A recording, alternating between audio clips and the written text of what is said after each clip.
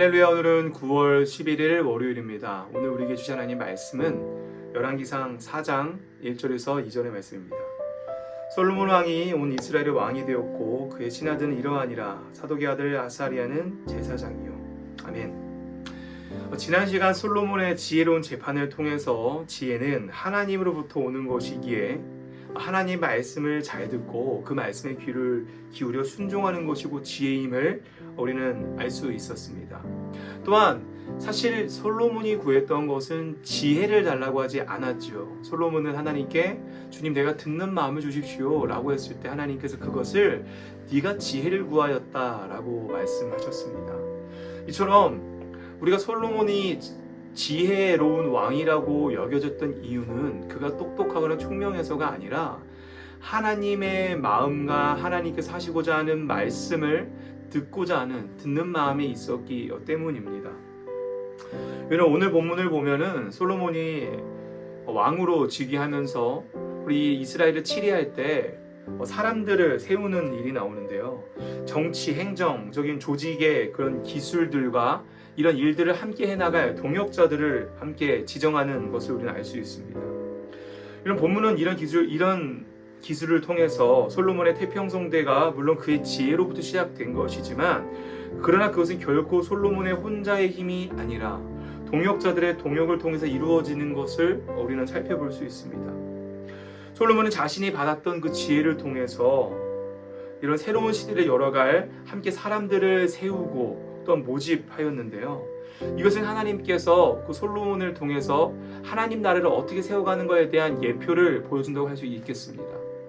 여러분, 하나님께서 어떤 한 사람을 택하시곤 합니다. 역사적으로 그냥 잘나서가 아니라 하나님 말씀에 순종하고 하나님 뜻에 따르고자 하는 일을 선택해서 하나님의 일을 하시는데 하나님의 일을 할 때는 이 사람만을 통해서 일하시는 것이 아니라 이 사람을 통해서 주변 동역자들과 함께 협력하여 선을 이루게 늘 하십니다.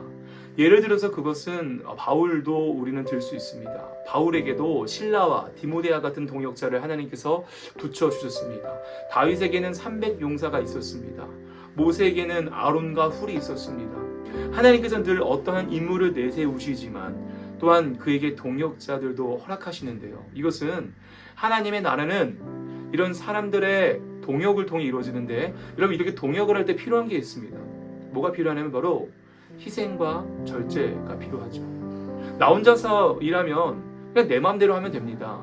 내 뜻을 관철시키면 됩니다. 그러나 함께 동역할 때에는 때론 내가 하고 싶은 말도 나의 생각도 내려놓을 수 있어야 하는 것이지요. 이런 희생과 절제는 바로 사랑으로부터 기인합니다. 이 사랑으로부터 기인하는 희생과 절제가 바로 아름다운 동역을 만들어내는데 그 동역을 통해서 하나님은 하나님의 일을 하시고 하나님의 나라를 세워 가신다는 겁니다. 여러분, 솔로몬은 정말 엄청난 이스라엘의 전성기를 가져온 사람이었습니다. 그러나 그건 그가 똑똑해서가 아니었죠.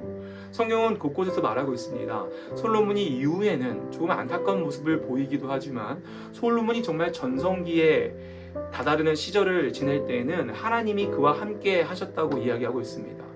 그럼 여기서 또 다른 동역의 모습이 나오는데 하나님께서는 주변 사람들을 세우고 설득하고 또한 함께 어우러져가며 협력하여 선을 이루는 동역을 요구하시기도 하지만 그 무엇보다 궁극적으로 하나님이 원하시는 동역의 모습은 바로 하나님과 동역하는 것입니다. 하나님과 함께 동행하는 것이지요.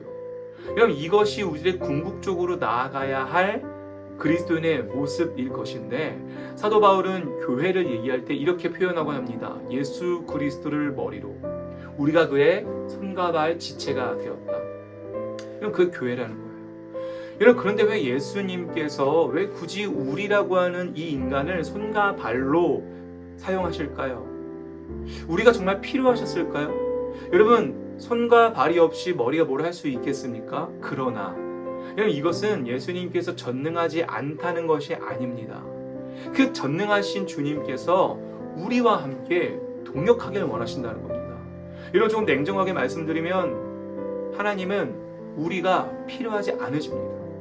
네, 하나님은 사람들을 통해서 역사하셨지만 사실 모세가 했던 일, 솔로몬이 했던 일, 다윗이 했던 일, 하나님이 손 하나만 까딱이면 언제든지 행하실 수 있는 일들이었습니다. 그러나 그 하나님께서 우리를, 또한 이 성경의 인물들을 동역의 저리로 초청하시는 이유는 우리를 필요로 해서가 아니라 우리를 사랑하시기 때문입니다. 우리를 너무 사랑하셔서 그 하나님의 일을 행해지고 하나님의 나라가 세워지는 그 과정 가운데 그런 충만함과 참된 기쁨을 누리게 하고 싶어 하시는 하나님의 마음이 거기 담겨 있다는 것이죠.